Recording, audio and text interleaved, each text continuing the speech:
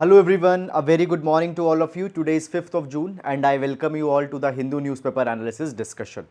Guys, let's start with the video. In the today's video, we are going to discuss entire analysis of Hindu newspaper. We will take all the articles with the background as well as all the detailed way forward concepts also we are going to see.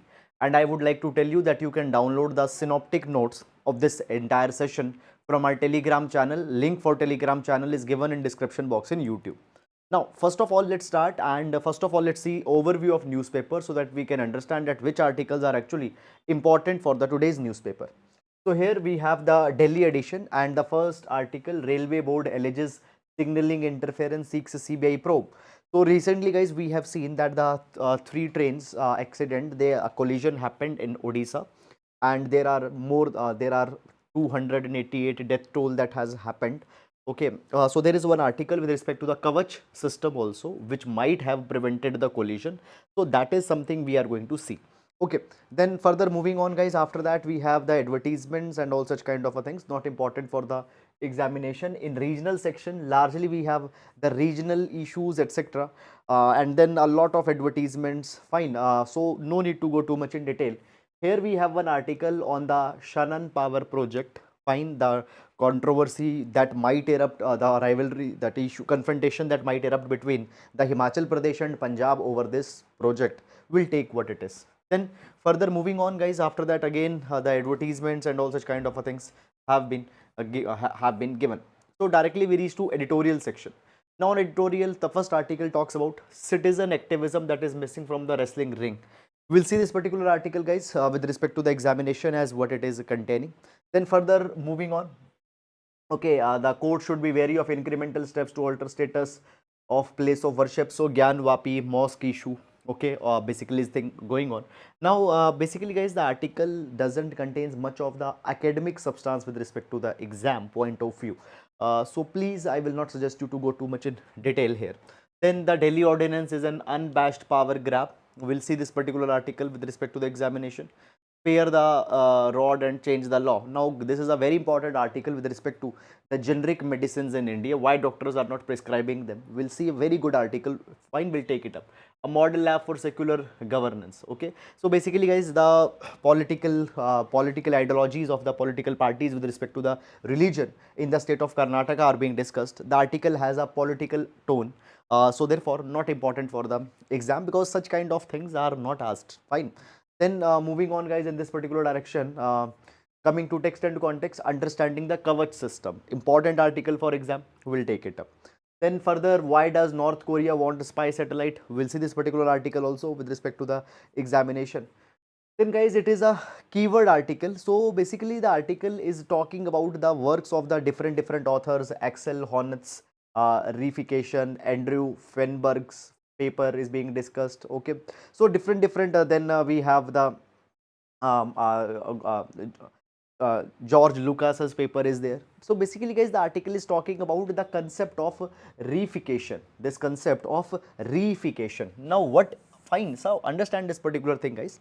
For UPSC CSE examination, you are not required to read basically every author's viewpoints for your general studies paper if it is concerned. However, for sociology, okay, you can go in deep. Lekin what is the word reification means? Reification means turning an abstract idea in a consolidated idea, reinforcing an abstract idea. For example, guys, there is an idea that there is a caste hierarchy prevails and Dalits are at the lowest of this particular hierarchy. Even they are considered as outcast, that even they don't belong even at the lower part, they have been removed from that hierarchy, so therefore they are also called as outcast. And because of that particular thing, Dalits cannot do a particular type of work, or Dalits have particular types of attribute. Now this is an abstract idea. When people start preaching it, when people start supporting it, okay, and when people start accepting it, it becomes the reification of the caste. Okay, so turning an abstract idea in a consolidated idea where people accept it, where people preach it, where it becomes an acceptable fact, that is the reification. Okay, moving on guys in this particular direction, further we come here. 18% of 4,000 police arms who looted in Manipur returned. Okay, So basically this Manipur issue is going on, where we have seen that the clash happened between the Metis and the Kukis, Omichin, other tribal people, because they did not like the idea of giving the ST status to Metis. After that, a lot of crisis happened. Minister of Home Affairs asked the groups, insurgent groups even, that the weapons should be returned back, and this kind of thing is going on. For examination, guys, you are not required to track day-to-day development, that okay, what happened today, what happened tomorrow, all such kind of things. Okay, then guys, further moving on in this particular direction, we have here a lot of political statements, etc., that is going on. Okay, further moving on in this particular direction, guys, again this Odisha accident is going on, fine, where many new informations are coming. But again, moving on in this particular direction, guys, for this particular year, the topic of railway reforms becomes an important one. Okay, that is something you need to see. Okay, by every article, etc., not need to go for exam. Then guys, further moving on, Arunachal scraps 44 hydel deals with the private players. Okay, so the issue that comes here is that the private players had not shown a much of interest with respect to executing them. So therefore, these projects have been cancelled, and these projects had the combined capacity of 46,000 megawatt. Okay, however, guys, when we talk about the Arunachal Pradesh, Himachal Pradesh, there is also one more controversy that is coming up, that this particular region anyhow is not very much suitable for big hydropower projects, because this area is very much fragile. Okay, and it creates the seismic pressures which lead to many other kind of problems. Okay, then further moving on, guys, in this particular direction, NATO chief urges Turkey not to veto Swedish bid. We'll see this particular article, that what is the issue in Turkey. Then Russia-Ukraine war going on, evolutionary things, not very much important. Guys, today is Monday, so on Monday we don't have business page, we have this money wise page. Fine, not much important for the paper. Then guys, we'll move on, and after the sports page, and all such kind of a things, in last, uh, fine, so yes, here we have one science page. So this science page, the article, how genome sequence tracked down an ancient disease. We'll see this particular article with respect to the examination, and below there is one more article, evapotranspiration, first part of a cycle moving water from terrestrial surface to the air. You are basically not a very difficult concept, a very simple thing. Basically the article explains that what is evapotranspiration. So basically evapotranspiration is made up of two words, one is evaporation and other is transpiration. So what is evaporation? Evaporation is when the water from the soil or water from any surface evaporates due to the heat. Water turns into the water vapor, and that water escapes the surface. Water escapes the surface through heat by water turning into the water vapor, that is evaporation. And what is transpiration? Transpiration is the loss of water by the plants. Okay, so plants also are losing the water from their leaves, from their other parts. So that is a transpiration. So what is evapotranspiration? Evapotranspiration is the combined loss of water through evaporation and through transpiration. Now this particular thing will depend on many factors. Now just a minute. Okay, so what are the factors on which it will be depending on? It will be depending on, just a minute, yes. So it will be depending on many factors. For example, the solar radiation. If solar radiation is more evaporation and more transpiration. Consequently, more evapotranspiration will happen. The length of the day, the amount of soil moisture. If moisture is not there, much evaporation cannot happen. So the amount of moisture in soil, the length of the day, solar insolation, okay, the wind, amount of the water vapor that already is there in the air, all these particular things will be affecting. Again, I will explain: the solar radiation, length of the day, amount of soil moisture, temperature, wind, amount of water already in the air, all will impact the evapotranspiration. Okay, so this is just a keyword kind of thing that was there. Okay, now moving on, and guys, so this is the overview of entire newspaper. I hope that you have understood it. Okay, so this is, guys, all about it, and now let's take all the relevant articles for our examination one by one in detail. Okay, so this is the synoptic notes that I was telling you about. Okay, in every class we start with the GS quotation, which can be used to complement our answers in GS 1, 2, 3, 4 or in essay. So today we'll take the quotation from Martin Luther King. Actually this is from Martin Luther King Jr., the civil rights activist from US. Now he says, true peace is not merely the absence of tension, it is the presence of justice. It is the presence of justice. So guys, when we talk about the word peace, peace could be explained in two connotations, negative and positive connotation. Negative connotation means that peace is that tension is not there, insurgency is not there, fine, violent groups, violent activities are not there, fine, that is a tension in one of our way. But what is a true peace? True peace is not the negative peace, that is not the presence of tension, but it is also in a positive connotation. For example, the deprived people are getting their due share. Justice is prevailing in the society. Okay, vulnerable sections are being protected with adequate legal, constitutional, and social safeguards. So when you protect all the people, then a cumulative justice will come, and by that cumulative justice a true peace will emerge. So true peace has two dimensions: negative, that is absence of tension, and positive, that is presence of justice, which will come through social, legal, constitutional, political safeguards. Fine, we can see this particular idea with respect to GS paper number 2 polity, GS paper number 4 ethics, as well as essay. Okay, so that is about it, and now let's discuss the first article for today. Fine. So first article that we are going to take up is understanding the KVACH system. Understanding the KVACH system. So basically guys, what actually happened in Odisha? So in Odisha there were 3 of the trains that got collided. So if I try to explain you in a very simple terms that what happened.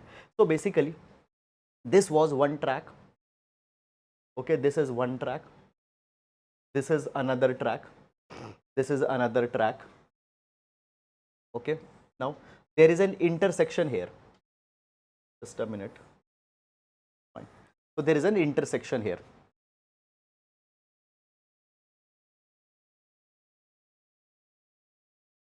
Okay, now basically guys, understand this particular thing, that goods train in India which are carrying certain goods, basically they run at a slow pace, and often the goods train have to be shifted to these side tracks if a passenger train is coming, so that the passenger train can pass. So you will find that often at the tracks these side loops are created, where if a, suppose, let's take one example, suppose there is a goods train that is going on in this particular track, and from behind a passenger train is coming.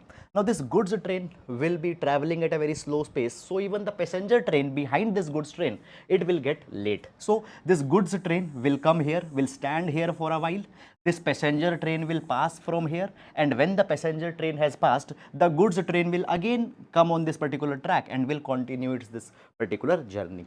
Now what actually happened in the Odisha train accident? Okay, Odisha train accident. So basically we see this particular thing, that the goods train was already standing here. Now the incoming train that was coming from this particular side, it was expected to go in this particular direction. It was expected to go in this particular direction.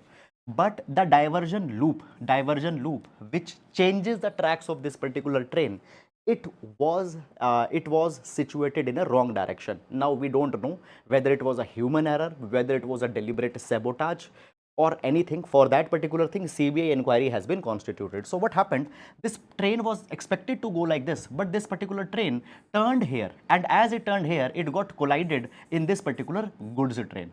So first train, second train. Now as this particular train collided, from here also there is also one more train that is passing.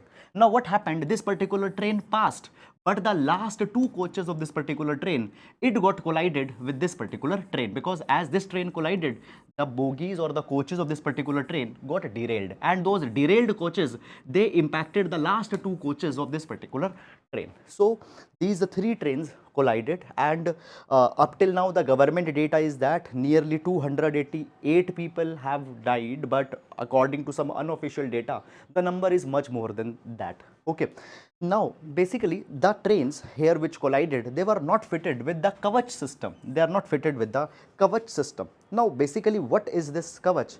So KVACH system stands for traffic collision avoidance. It stands for the traffic collision avoidance system, TCAS.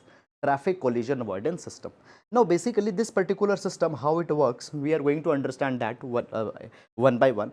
Understand this particular thing, guys, that you are not required to do the mastery on this particular thing. You need to understand the basic components of this KVACH. You need not to see 1 hour entire video that how this KVACH system works, because that is not going to be that much important for the examination. Now when we talk about the KVACH, it is an indigenously developed automatic train protection system, and it has been developed by the Research Design and Standard Organization, RDSO, and this happens to be one of the most affordable, cheap, and yet state of the art, very effective kind of system which we have developed. Now basically, guys, when we talk about it, it has safety integrity level 4, SIL safety integrity level 4 standards, and therefore the error rate of this particular system is actually very much less. For example, the error rate of this particular system is just 1 in 10,000 years. Okay, 1 in 10,000 years, this is the error rate, which means a very low error rate.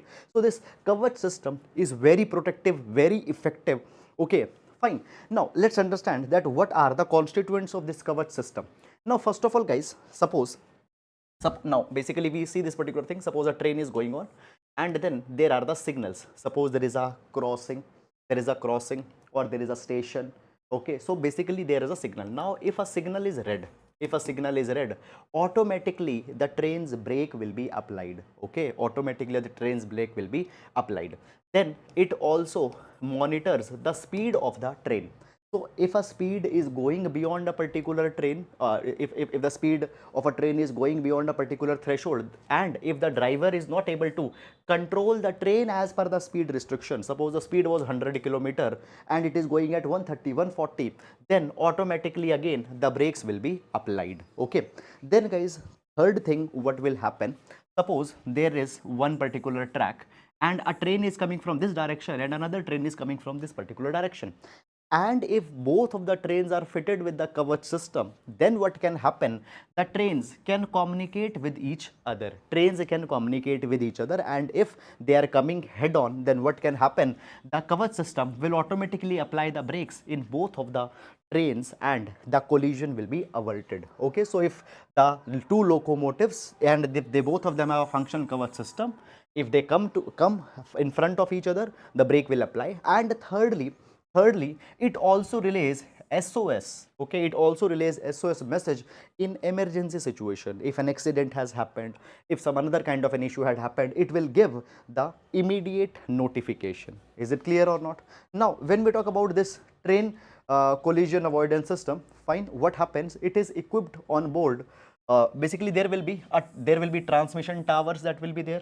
The stations, they will be connected with RFID tags. So at every 1 kilometer there are the RFID tags that are there. These RFID tags are capturing the location of this particular train, and in real time it will be transmitting that particular location to the nearby station, so that in emergency situation some response can also be provided. Okay, and there also this KVACH system also provides two-way communication between the station master and the loco pilot. Okay, moreover guys, by this particular KVACH system, now see this particular thing, that a loco pilot, a train pilot has to see, for example, if there is a red signal, should able to see that red signal in advance, let's say 1 kilometer or 2 kilometer in advance, then only the train will actually come to a standstill. This KVACH system also helps the loco pilot to see the red signal in advance without the visual sighting. The loco pilot knows about that red signal, okay, knows about the permissible speed, and the corrective action in the time can be taken by that. So basically this is the KVACH system. Now this KVACH system was not fitted in the train here, which got collided. So therefore this particular issue happened. Now if the KVACH system would have been there, and if that loop link did not have got failed, these accidents could have been avoided. Investigation is going on in this particular direction. Fine. So that is all guys about this particular thing. However guys, understand this particular thing, that for this particular year's exam, the railway reforms becomes an important topic. When we talk about guys the railways reform, understand this particular thing, railway reforms are needed on three broad dimensions. Number one is efficiency. Number one is efficiency. Now we see this particular thing, the trains are not on the time, the goods train are very slow. There is a cross subsidization issue where the tariffs of the freight trains are very much high, one of the most expensive in the world. So efficiency, the basically the time it takes to cover the journey, delays, all these things are a very big problem. Then the next issue is of the safety. The next issue is of the safety. In the safety, the derailment of the coaches, collision, okay, the safety of the passengers in the train, for example, the theft, okay, all these kind of things are there. And then third issue is user experience. It is the user experience, and user experience starts right from the ticketing till the final journey. Okay, so these are the reforms that are needed in the train, and immediately the safety reforms are needed. Okay, now moving on to the next article. Okay, now this particular article we have taken from the science page, and the article reads how genome sequences tracked down an ancient disease. How genome sequences tracked down an ancient disease. Now this particular article, guys, we'll see with respect to the GS paper number 2 health, GS paper number 3 science and technology. Okay, now first of all, guys, understand that basically, first of all, let's understand some of the basic background information. Now, what is the word genome sequencing? What is the word genome sequencing? So basically, guys, understand this particular thing, that humans have DNA. And what is a DNA? DNA is simply a code for your body. DNA is simply a code for your body. Understand this particular thing. How basically, what is the texture of your skin, what is the color of your hair, what are your physical features, all these particular data, all this particular code is contained in the DNA. Fine. Now basically, guys, understand this particular thing. We have this particular word, that is the genome sequencing. Genome sequencing means tracing the alignment of the entire gene set of a human. And if we can trace the entire gene set of a human, we might be able to tell a lot about that particular human. We can tell about that person's ancestry. We can tell about the disease for which that particular person is prone to. We can know about the immunities of that particular person. We can know a lot about the ethnicity of that particular person if we can decode this gene code. Okay, so basically genome sequencing is sequencing or decodifying the entire gene of an organism. That is the genome sequencing.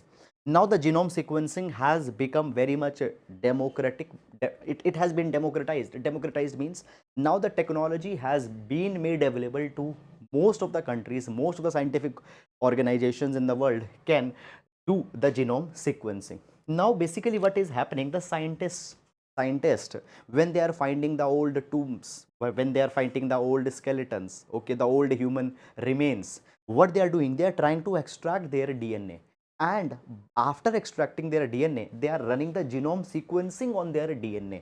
And after running the genome sequencing on their DNA, they are able to tell a lot about these particular human remains. For example, what was their ethnicity, okay, what disease could have killed them, even that particular thing is being provided by them. Why? Because, guys, understand this particular thing, many of the diseases are there which even impact the DNA structure of a particular person when a person gets impacted by that. And even there were the reports that the COVID-19 also, to a limited capacity, even impacts the DNAs of the people. There have been these particular reports, particularly from the specimens that have been taken from the West Europe.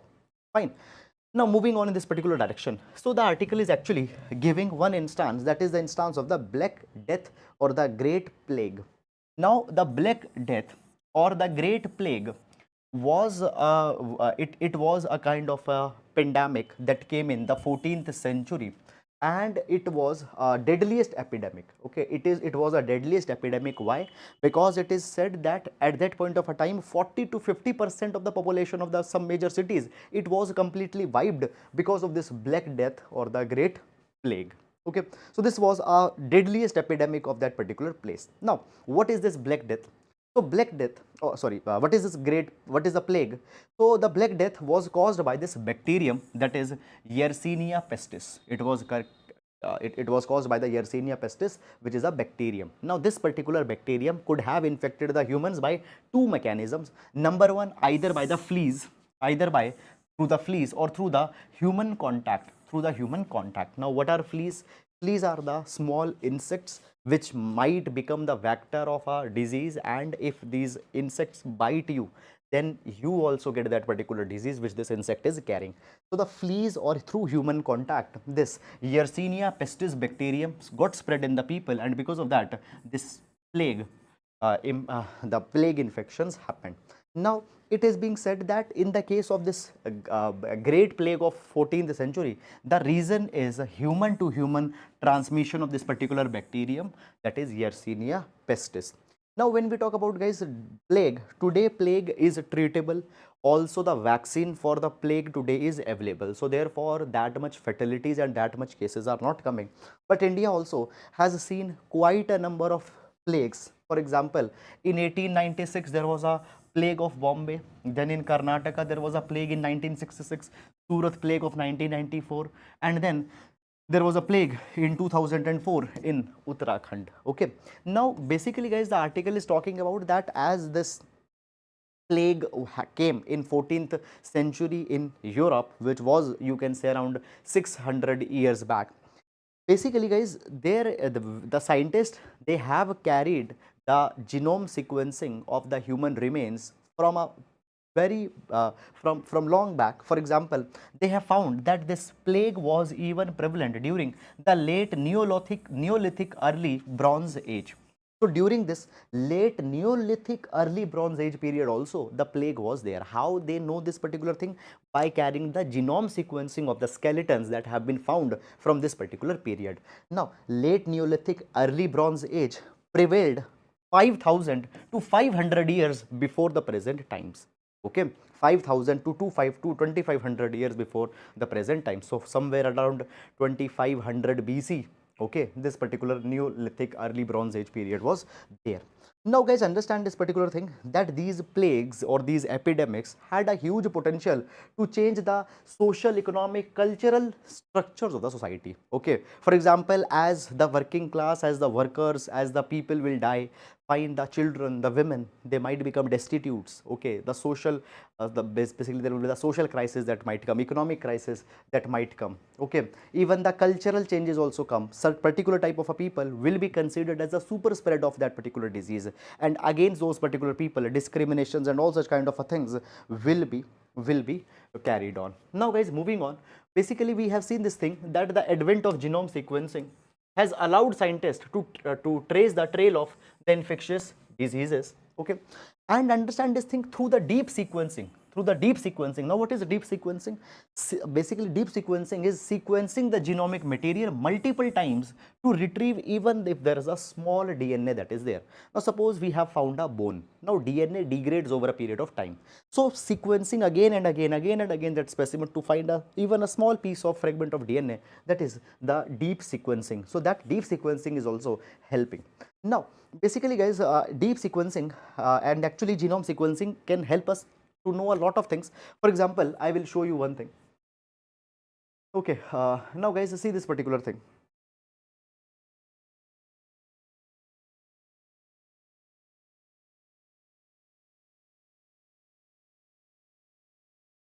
Okay, so basically there were basically what has happened, the scientists, they have studied some of the human remains find in the Charterhouse Warren in Somerset. Okay, and what they have found that these human remains were because they got, these people, they died because of the Great Plague. Okay, and what had happened, just a minute, fine, yes, sorry.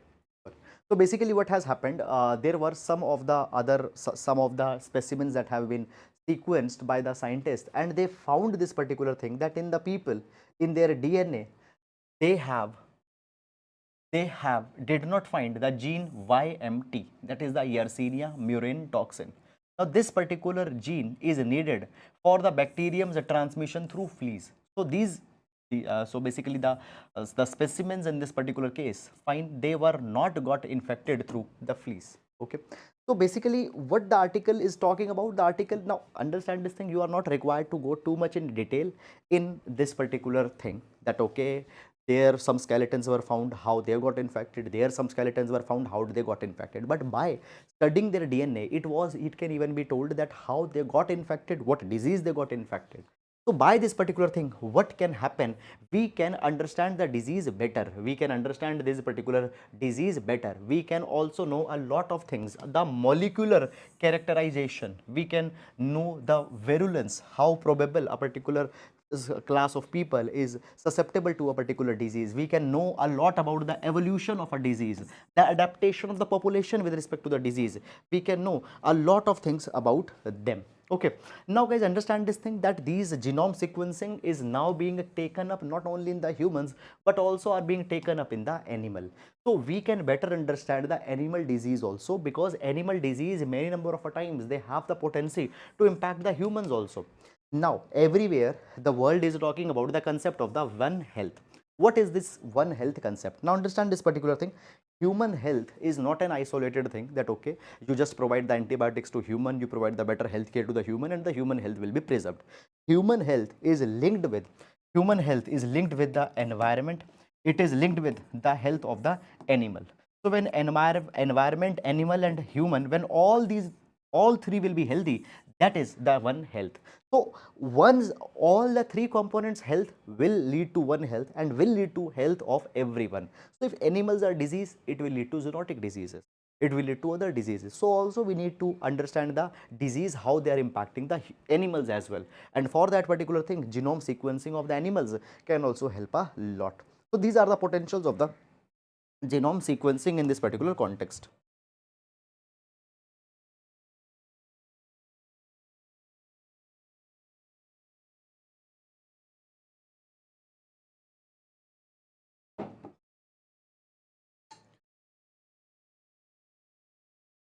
Okay, there's a question.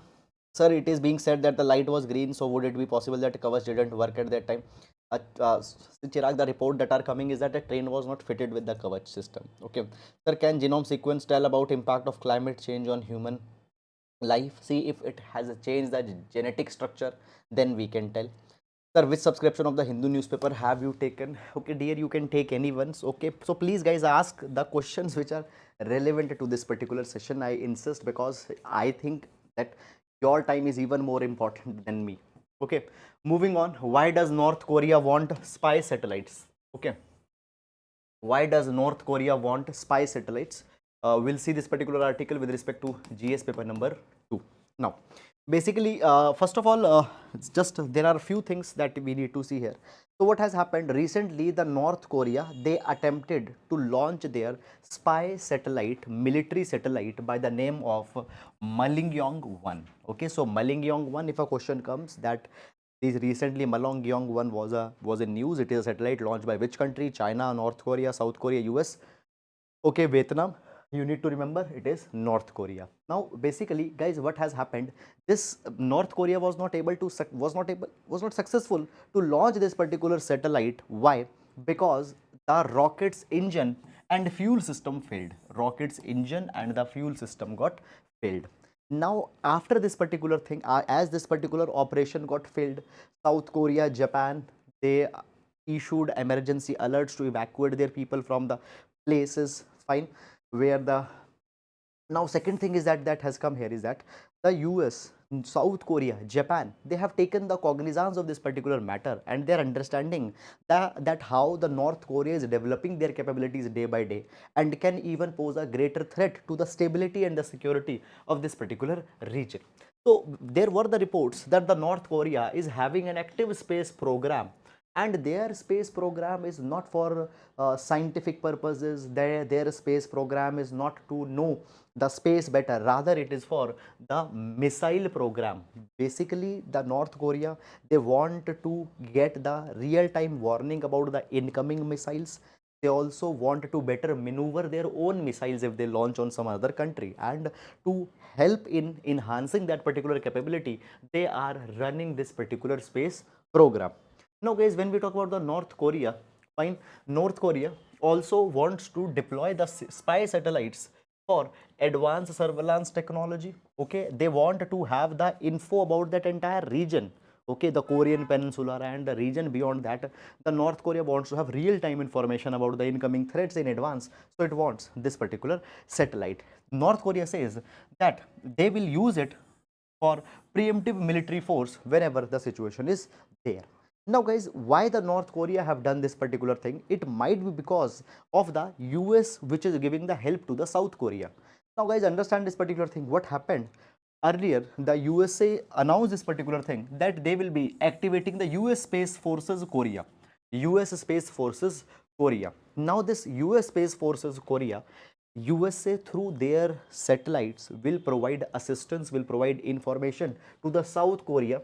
They will help the South Korea to develop advanced capabilities of the missile warning and satellite communication. So by this particular thing, the North Korea might have taken up their own action. Moreover, recently South Korea have also what they have done, they have launched this Nuri rocket, which will help South Korea to develop the space-based surveillance system.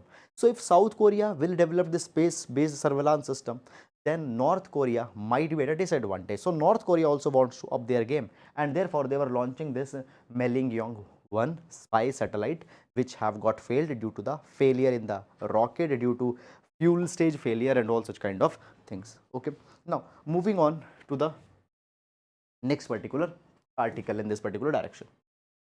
Citizen activism that is missing from the wrestling ring. Now, this particular article we'll see with respect to the GS paper number 2, role of civil societies. Role of civil society. Now, first of all, guys, understand what is a civil society. Civil society is the grouping of like-minded citizens who have come together for a particular cause, for a particular concern. That is a civil society. Okay. Basically, for example, guys, let's say there are the dog attacks that have increased in a particular region, and all the citizens of that particular region, they have come together and they are going to the municipality so that the dogs, okay, so basically the dogs, fine, they should be, so that the dogs should be taken away from that particular region by the municipality. So the citizens have come together for a single cause. This can be an example of a civil society. Okay, civil society could be for many purposes, for many things civil societies could be there. Fine. So what is civil society? It is a union of the like-minded citizens who have come together for a common cause. That is a civil society. Now, see this particular thing. What is happening right now? Wrestlers are protesting in Delhi that their sexual harassment has been done by the WFI chief. Okay, and they want investigation probe in this particular direction. Now there are two views that are coming. On one hand, police say that we are investigating that matter. Okay, and first we need to have the adequate proof, then we can arrest or we can go for the proceeding with respect to the WFI chief. On another hand, this account is coming that police is not doing much. So the wrestlers are protesting for this particular probe. Now in this particular respect, guys, it has been provided that the wrestlers are protesting, but the civil but what happened, the spurt of civil activism, fine, is not there in this particular case. So guys, if we take the example of the civil activism, you understand this particular thing, guys. Few years back there was a misfortunate Nirbhaya incident that happened, where the Nirbhaya rape case, fine, the gruesome act of rape was committed. Then thousands and thousands of citizens came and they talked about the justice for Nirbhaya. Then we see this Anna Hazare Andolan, where Anna Hazare basically led an Andolan for Lokpal Lokayukta. Thousands of people came together, but in this particular wrestlers protest, citizen activism, civil societies, they are missing. Okay, now the article is saying this particular thing, that it shows a narrow moral universe of middle class rooted citizen activism. Narrow moral universe of middle class rooted civil activism. Now the middle class, who is most of the time responsible for most of the protest, most of the struggle, they are missing here. They don't find that it is a cause that deserves their attention, so they are not coming, and it is a very narrow moral understanding of this particular entire issue. Okay, moreover, guys, it has happened that the article is further talking about that as we talk about the citizens activism in the people, activism in the citizens, it has the activism by the citizens it gained it steadily gained currency post liberalization, fine, through the spread of TV and social media. How? Through TV, social media, people are knowing the concerns, people are knowing the issues that are there in the society, and when they get connected with that, they come and they protest. This happened in the Nirbhaya case, in Anna Hazare Andolan. And when we talk about the protest and the movements in India, they have been carried across many grounds, on religion, on caste identity, on ethnic identity, on language identity. People have come together. They have actually got mobilized. Okay. And we found this particular thing that during the UPA, United Progressive Alliance government, which was before 2014, urban middle class activism was very much high, particularly against the political corruption. You might be knowing about the Colgate scam, 2G scam. Thousands and thousands of people came when the political corruption was there in the UPA regime. But the article is saying that post 2014, basically these things are changing. Okay, sensibility in the India's professional middle class, it is changing. Okay, and they are not participating too much into the protest and movement, but still we have not entered into a post civil society era.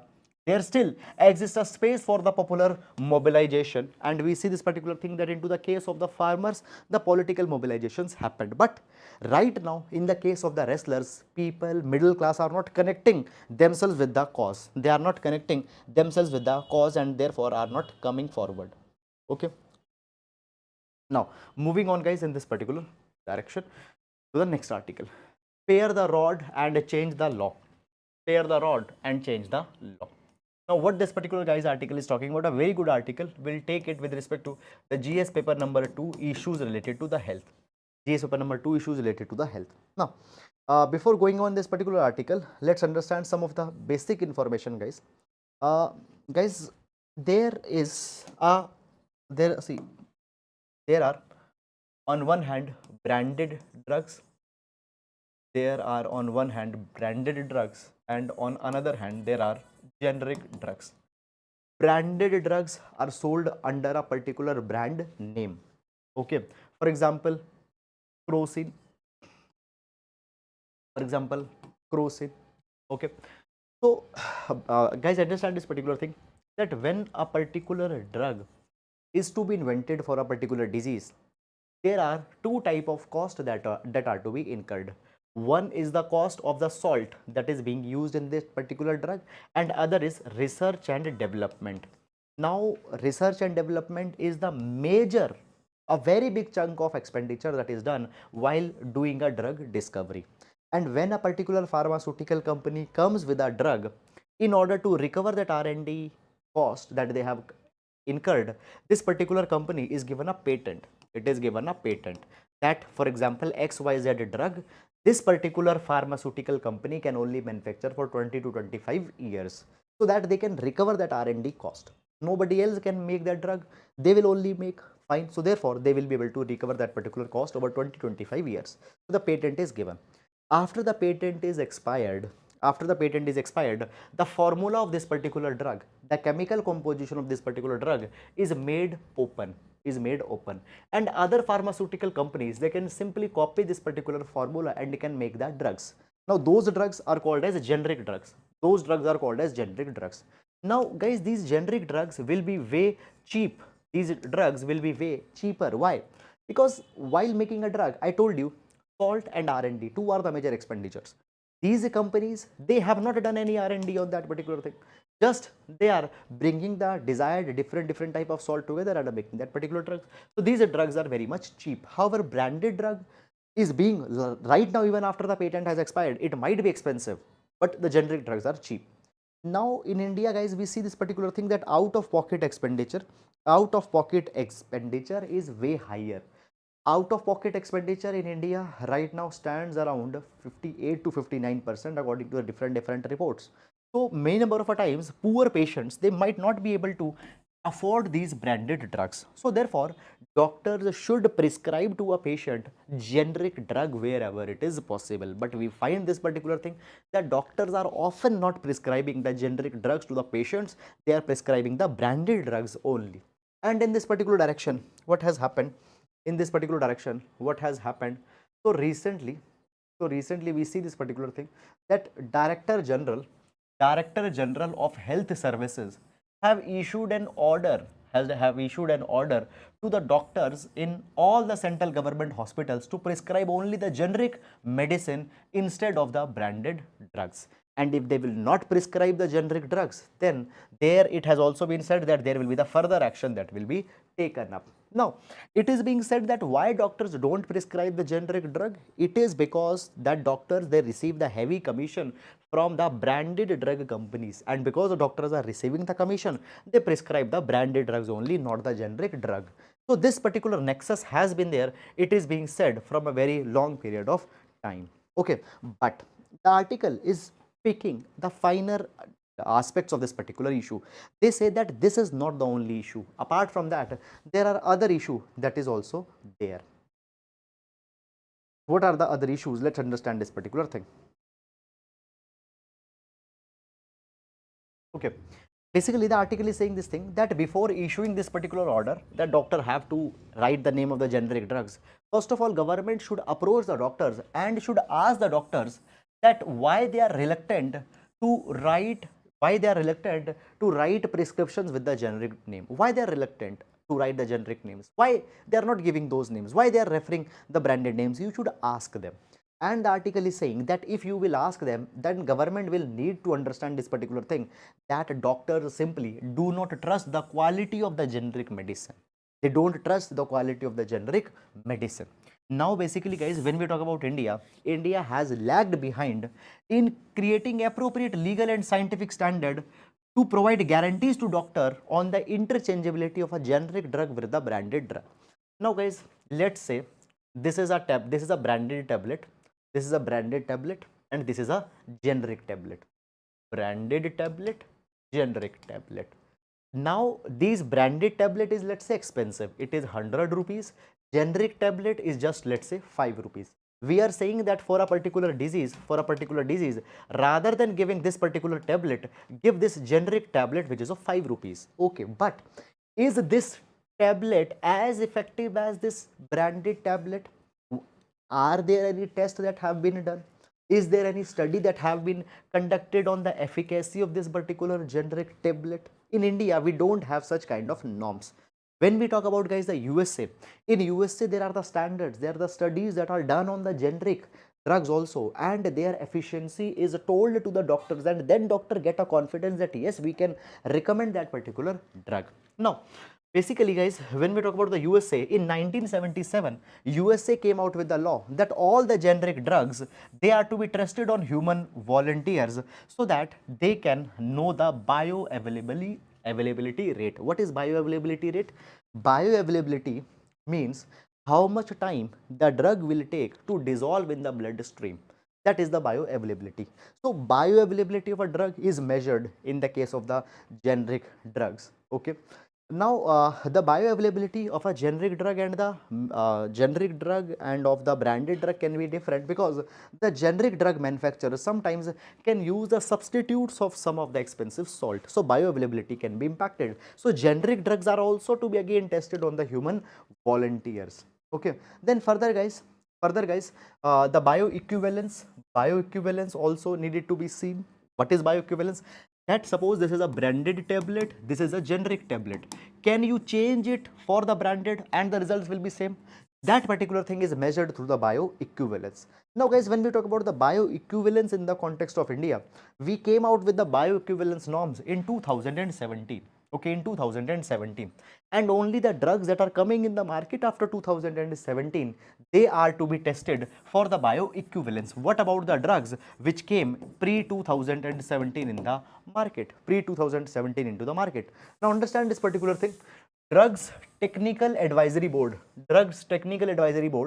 recommended to the government that the existing drugs, the drugs that came to the market before 2017, they should also be tested for bioequivalence. But this particular suggestion was ignored by the government. So basically guys, majority or 90% of the drugs that we are having right now in the market, or the drugs before 2019, they have never been checked for bioequivalence. So therefore, doctors don't have faith in those particular drugs. Fine, doctor don't have faith, so doctors basically recommend the particular brands, not because they are receiving the bribe, not because they are receiving the kickback, but because they have developed faith in them, which the patients are even coming and telling that that drug was effective. Other drugs are often not effective. Second thing is that, guys, basically the drugs are also not being, the generic drugs, stability testing is not being done in that. What is the stability testing? Now see this thing, guys. The drugs, they are made up of different salts, chemicals. These salts and chemicals will change when the temperature will change, when the humidity conditions will change. Now when a drug is being transported from manufacturing facility to a retailer, in between there will be a temperature changes, humidity changes, pressure changes that will come. So during that particular thing, whether the drug will stay stable or not, okay, that stability test is often not done. Fine.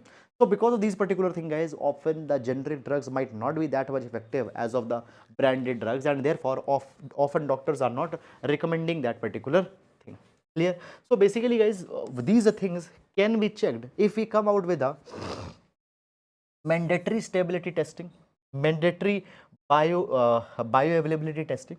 These particular things can be solved.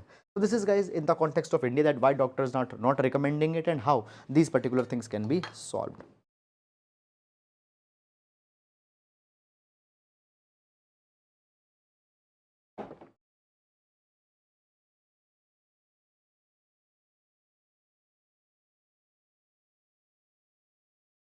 Okay, moving on, guys. The Delhi ordinance is an unabashed power grab.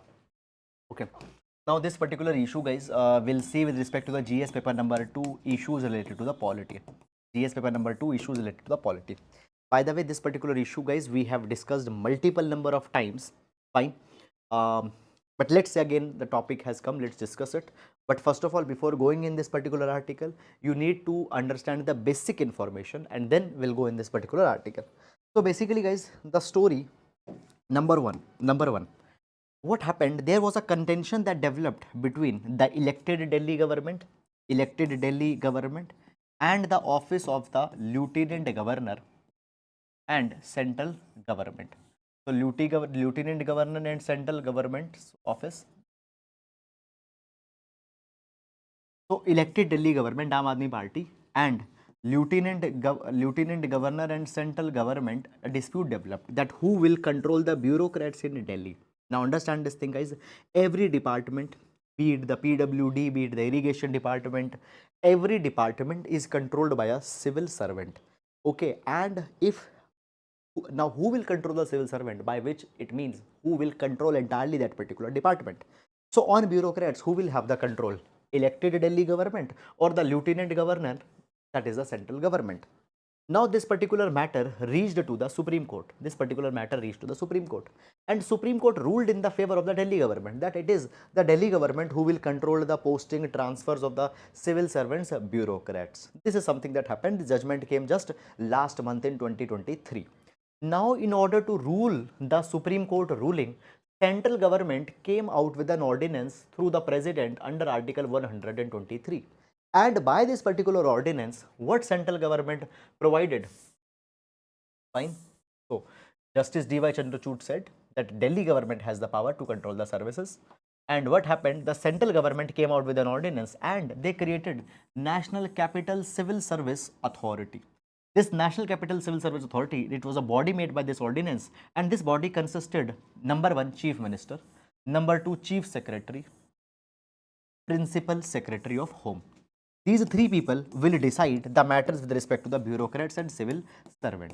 Now guys, understand this thing. Chief Secretary and Principal Secretary to the Home are both the IAS officers, and they might have a lot of influence of the central government. And this National Capital Civil Service Authority will decide on the bureaucrats' transfer posting, and it has been said that the decision will be taken by the majority, which means that Chief Secretary and Principal Secretary, who 2 are the IAS officers, they can overrule the Chief Minister. Okay, and it has been said that on them a lot of influence of the central government can also be there. Moreover, beyond this particular thing, this ordinance also provides that if there is any disengagement, if there is a disagreement, if a decision taken by the National Capital Civil Service Authority, if it is not liked by the LG, then LG can take his own decision and the decision of LG shall prevail. So at the end of the day, LG's decision with respect to the bureaucrats posting transfer will prevail in all those cases. So what has happened? LG has again been given power with respect to the posting, transfers and all the matters of the bureaucrats. So power came again in the hand of the LG. This is something which goes against the spirit of the Supreme Court judgment. Now basically guys, when we talk about the federalism in the context of India, the federalism in the context of India is not a very straightforward. India has asymmetrical federalism, and in this asymmetrical federalism we see, number one, there are the special status that was given to Jammu and Kashmir earlier under the Article 370. Then there is the Article 371 where the special provisions have been given to many states. Fifth and sixth schedule is there where a lot of autonomy is given. Okay. At the other hand, we have the we have the places such as the Delhi. Fine. When we talk about the National Capital Territory of Delhi, it comes under the federal scheme. NCTD, National Capital Territory of Delhi, has legislative assembly. It has its council of minister. The MLAs are chosen through the election, but it is not a full-fledged state. Okay, there are certain things on which the Delhi government cannot decide. Three things are there which have been provided under Article 239 AA, in which the Delhi government cannot rule, cannot legislate, and these are these are police, land, and law and order. Police, land, and law and order. On those three things, the Delhi government cannot legislate as per Article 239 AA. But other matters, Delhi government needs to have the power. Okay, now the question comes that in this particular matter, again the Delhi government has been made as a subordinate. They have been made secondary, and the Supreme Court's ruling has been overruled. There are many issues that have come. Number one is that outrightly the ordinance has been passed, okay, and directly the Supreme Court ruling has been overruled. Can this particular thing be done? Is it constitutional that directly the Supreme Court ruling has been overruled? Second thing is that DC Wadhwa case of 1987 very clearly provided that ordinance can only be passed when there is an extraordinary situation which cannot be perverted to serve political ends. Now, what was the urgent need that was there to notify this particular body? Was there an extraordinary situation? We don't see that extraordinary situation. Thirdly, guys, it is also the matter that is coming here is that we see this particular thing that service matter, okay, this particular matter has also been given to the central government. Already on land, public order, police, Delhi government did not had any power. Now the services also, they did not had any power. Now this service matter has been given to the central government without actually amending the constitution, without actually amending the Article 239 AA. This can be the example of the constitutional deception, that is, you are changing the constitution without amending it. The next issue that comes here is that basically, if you remember guys, we have seen the constitution of this body, that is the National Capital Civil Service Authority. It has three members: Chief Minister, Chief Secretary and Principal Secretary of Home. Now these Chief Secretary and Principal Secretary of Home are the two IAS officers, and they actually by majority can overrule the Chief Minister. Now Chief Minister is an elected personality. Fine. So an elected personality, can it be overruled by the appointed authority, that is the civil servants? This is something that needs to be seen. So all these particular matters, all these particular concerns are emerging. Okay, that is all guys about it. Now moving to the next article. Now this article came from the regional section. You are not required to go too much in detail, but as we talk about the federal disputes, in that you can put it as an example. Now what the article is talking about the Shannon. Article is talking about the Shannon power project. Okay, Shannon power project. So basically guys, what is this Shannon power project? So this Shannon power project is a 110 megawatt hydropower project which is situated at Joginder Nagar in the Mandi district of Himachal Pradesh. Okay, so Shannon power project, it is a 110 megawatt project situated where? Situated into the Himachal Pradesh. But for a 99 year, this particular project was given on lease to the Punjab. Now this particular lease is to expire in March 2024. Okay. Now basically Himachal Pradesh is saying that we will not renew the lease of Punjab after March 2024. But Punjab wants that we want this hydropower project even after the 2024 for our electricity needs. So Himachal Pradesh said we don't renew. Punjab says that we want that you should renew this particular project, and it might become a face-off, it might become a confrontation between the Punjab. Now this 99-year lease to the Punjab uh, was given by the Raja Joginder Singh Bahadur. This 99-year lease is to now expire in March 2024. So whether the lease will be extended or not, we need to see that particular thing here. Okay. So that is all guys what has come here. Then there is one more article, NATO chief urges Turkey not to veto Sweden's bid. Now guys, when we talk about the NATO, NATO stands for North Atlantic Treaty Organization, which is a grouping of 29 European and 2 North American countries. Fine, North American countries, Canada and USA. Now these 31 countries of NATO, they have come together as a military alliance. The philosophy of NATO is this, that if any attack on any one of the country will happen, it will be deemed as an attack on all, and all will come together. Now recently guys, we have seen this particular thing, that Finland have joined the NATO, and after this particular thing, the Russia has become very much tensed. Now Sweden is also going to join the NATO. Now when we talk about Turkey, Turkey is already a member of NATO, and Turkey might veto the Sweden's attempt to join that. So the NATO countries have come together and they are asking the Turkey that you please don't veto on Sweden, allow the Sweden to join it. Now we need to just understand that why Turkey has a problem of by Sweden joining the NATO. So basically the problem of Turkey is this, that Turkey says that Turkey says that the Sweden is a safe haven for terrorists. Basically there is this Kurdistan Workers Party, PKK, fine, written as PKK, but in English we pronounce it as the Kurdistan Workers Party.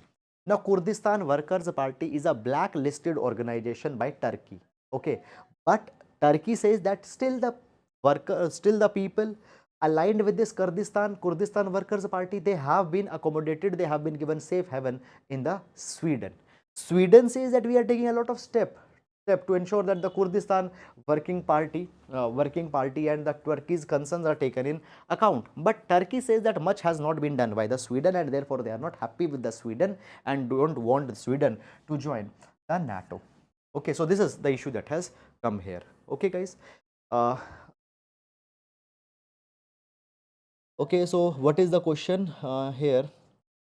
Sir, why CSC this paper there is no single MCQ from magazines? I think you want to say magazine. Is waste of reading institute magazine, sir? See guys, at the end of the day, you need to cover current affairs, and there is a limit to which current affairs could be covered. Ensure that you know that limit and ensure that you are doing the current affairs in that limit. You can do it by whatever source you are comfortable. Okay, we cannot predict that, okay, is it waste or is that not waste, because that will be a very far-fetched kind of a thing. ये class कितने बजे से होती है? Dear, the timing of this class is around 7:15, 7:30, but some days due to some unavoidable reasons it become late. But we aim to start it by 7:15, like this time. Sir, can the Supreme Court, by using its plenary power under Article 142, can direct the government to take back its ordinance? It can do that particular thing, but we need to see that whether using Article 142 in this particular case is something which should be done even or not. Fine. So today's mains practice question: the recent train incident brought into sharp focus the safety mechanisms needed to prevent such tragedies. In this context, highlight the significance of KVACH system. So GS paper number 2 and even GS paper number 3 in infrastructure. In infrastructure, the railways is an important topic. We can see that. That is all guys about it. And with this, we come to an end to the today's session. Now we'll be meeting tomorrow. Till then guys, please take care of yourselves. Thank you so much.